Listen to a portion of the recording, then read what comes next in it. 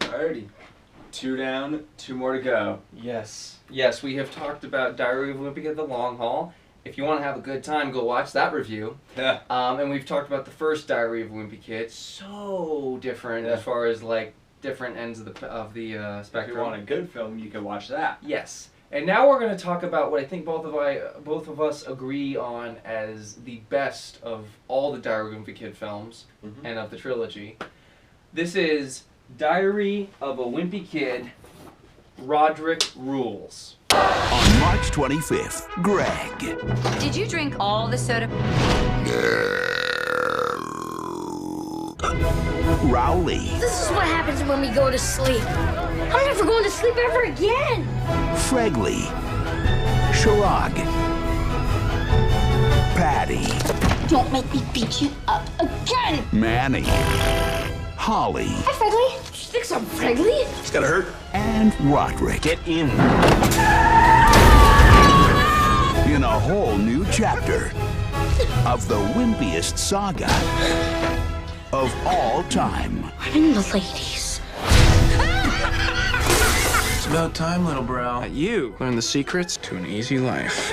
Diary of a Wimpy Kid. Rodrick Rules. Rule number 1, always lower mom and dad's expectations. I took a math test today, and I'm pretty sure I flunked it. Oh, Greg. But look, I got a C minus. At least you didn't fail.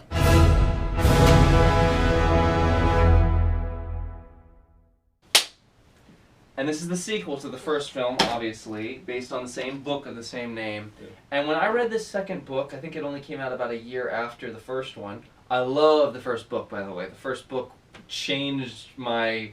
I don't want to say changed my life, but it really was a great time. Yeah. One of the most enjoyable reads I've had in a long time. When I read Rodrick Rules, I still had that same feeling, but I thought it was a little bit lacking. I thought there was just something missing about it, and I wasn't sure what it was. Because I thought the Last Straw book, book 3, and the first book were just a little stronger. Maybe a story depth? Might have been that. But when this movie came out, a year after the first movie, by the way, nobody, I guess, really expected a whole lot, but fans of the first movie were really excited, like us. Yeah. And then we saw this also in the theaters, and this movie was awesome. I really love this movie so much. Same. And it takes some of the things that didn't necessarily work the best in the first film, which, again, were not many things, and it just fixes those problems. And somehow this movie ended up being better than the book in every way, in my opinion. I mean, I would say that as well. I'd say it's a little better than the first movie as well.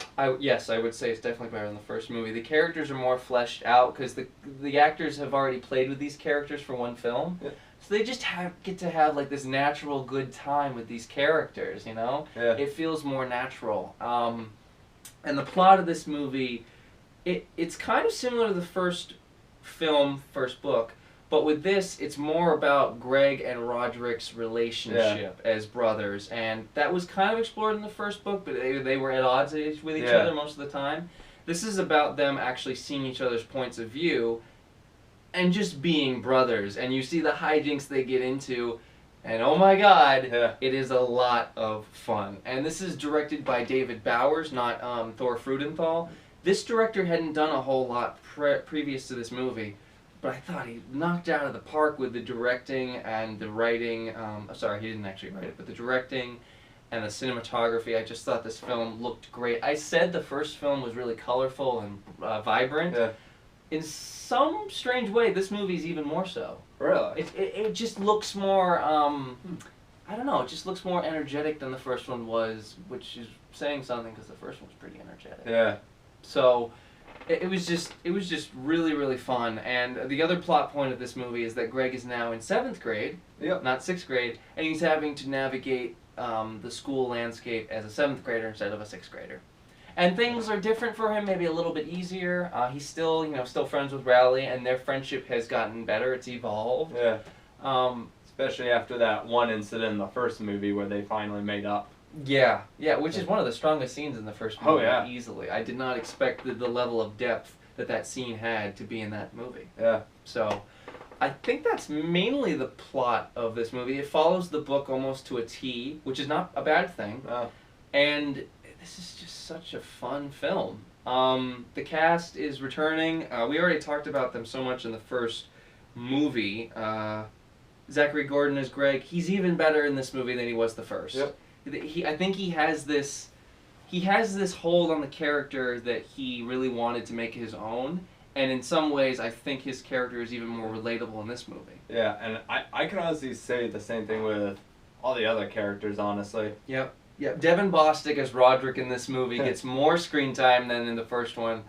And it just kind of reaffirmed my love for his character. I was like, please give me more of Rodrick. Yeah. He was awesome, and his interactions with Greg are some of my favorite scenes in this movie. Definitely. And of course, we get more of the loaded diaper van and all that. Yep.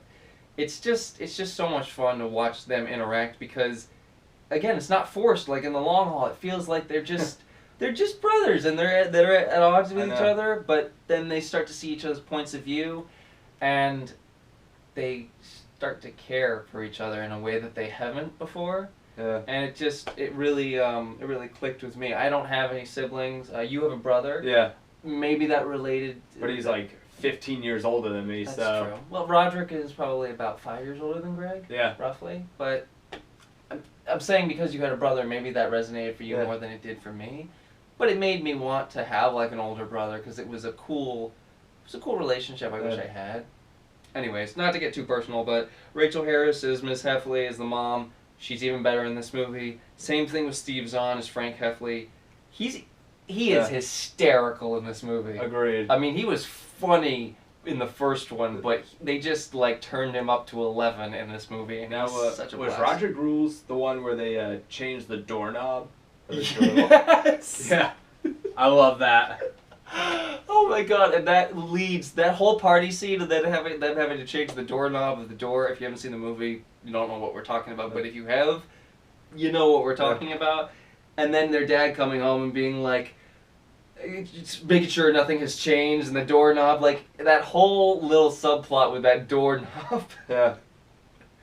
Some of the funniest scenes in the movie right there. It was perfect. The same actor who plays Manny is back. Connor and Owen Fielding, two twin brothers played him. Great. New character Peyton List as Holly Hills. Was not sure how this was going to work, but she surprised me. Yeah. I really liked her character. Greg's kind of clearly vying for her. He's got a crush on her. Mm-hmm. So now he's dealing with the fact that he has a crush on a girl. It was really cute. It was really awkward. Just from the opening scene at the roller derby. Yeah. Oh my god. Perfect. That's one of my favorite scenes in the movie. I thought his longing to be with Holly and just their interactions were really fun. And they felt natural. Yeah. So I thought Peyton List did a really good job. I had never seen this girl before, but she was able to hold her own against the other cast members for sure. Karan Brar is back as Charar Gupta. He gets more to do in this movie. Yeah. Yeah, and I liked him in the first one, but he's just more fun in this movie. Same thing with Grayson Russell's Fregley. He is still the same Fregley. Yeah. And then Lane McNeil's Patty Farrell is even more zany and pissed all the time in this movie. What do you think she couldn't get any worse? Yeah. It's just like, don't make me beat you up again! Because she got beat up in the first film. And that was just so much fun. There's a new character in this film named Bill, who is like this older guy who kind of joins Roderick's band. Mm-hmm. I don't know if you remember him. Fran Kranz plays Bill. He's a really good actor. He added a lot to the movie as well, because his interactions with Rodrick were just insane and stupid, but in the best way. So he was really funny. And it helps that Fran Kranz is a comedic actor. Yeah. So he just like fit in really well with the cast. Like the new members of the cast fit in great with the returning cast. I just think they did a good job melding all of them into the same story. Yeah. And I think last but not least, I think they brought Andrew McNee back as Coach Malone.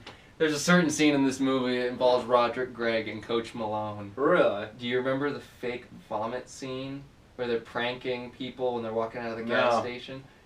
Oh, you don't remember? No. Yeah, they have this fake rubber fake vomit they put onto people's trunks. Yeah. And it makes them like drop their stuff and yell out. And Coach Malone has like a 6-pack of beer, and he completely drops it, sprays everywhere. But then it works against Rodrick and Greg because then they find out it's the coach, and he's like, you just messed with the wrong athlete. Oh wow! And then he starts chasing them through like a mall and through like an alleyway. They have to jump out of a dumpster. One of the funniest scenes in the movie. It was so much fun. Wow. They end up getting away, but it was just, I did not see that coming. It was a great way to bring his character back, and it worked incredibly well. Wow. I'm surprised you don't remember that. That means you got to watch the movie again. Well, I've seen that like 9 years ago. How many times have you seen the movie? Only a couple. Wow. Like I said, that was 9 years ago. Well, that's almost a decade. I think you got to update it now. Yeah. So that's the cast. Again, like I said, a lot of returning people. They do even better work than they did in the first one because I think they were more comfortable with their characters. Yeah. I just think that helped a lot for the story and for the movie itself. The cinematography, Jack About and the Green. same time. Yeah. Same as the first one. Same as the first one because it was the same cinematographer. Yeah. Good looking film. Can't say anything more about that. And then the original music again. Edward Shearmur replaced Theodore Shapiro, and the main theme was more in this movie than it was the first one. It was just more of what we wanted. Definitely. And again, the end credits doesn't have this artist featured song, which was fine because the main theme that happened at the end of the movie was kind of a perfect way to end it. Yeah. No complaints. No complaints at all. This is a little bit of a shorter review than our first Wimpy Kid film because I just really don't have a whole lot of bad things to say about this movie, if any. Same. It's just a really fun movie. It's an improvement on the original because it improves on the characters and the dynamics between the characters. I love this film. It's the best of the trilogy in my opinion, and I'm going to score it a 9 out of 10. Really? It's a 9 out of 10 for me. I love this movie so much. And I can't wait to go back and rewatch it for the, I don't know, 10th time? Well, I'm going to give this movie a little lower scoring. I'm going to give it an 8. An 8. Yep. 9 out of 10 from me, 8 out of 10 from you. Yeah. Very solid scores. Obviously, we recommended the first film. If you haven't seen the first film or haven't seen this one, and you have seen the first film, watch this one. Yeah, absolutely. Yeah. I would say watch the original trilogy and just stop there. Skip Long Haul. Skip Long Haul. You're not missing anything. Nope, just watch the original trilogy and just pretend like the fourth film doesn't even exist. Yep. Because it doesn't. It doesn't. So that's our review of Diary of a Wimpy Kid, Rodrick Rules. Great film. We'll be back talking about Dog Days, the third and final film in the Diary of a Wimpy Kid trilogy. Down, one more to go. 3 down, 1 more to go. We'll see you then. All right, see you.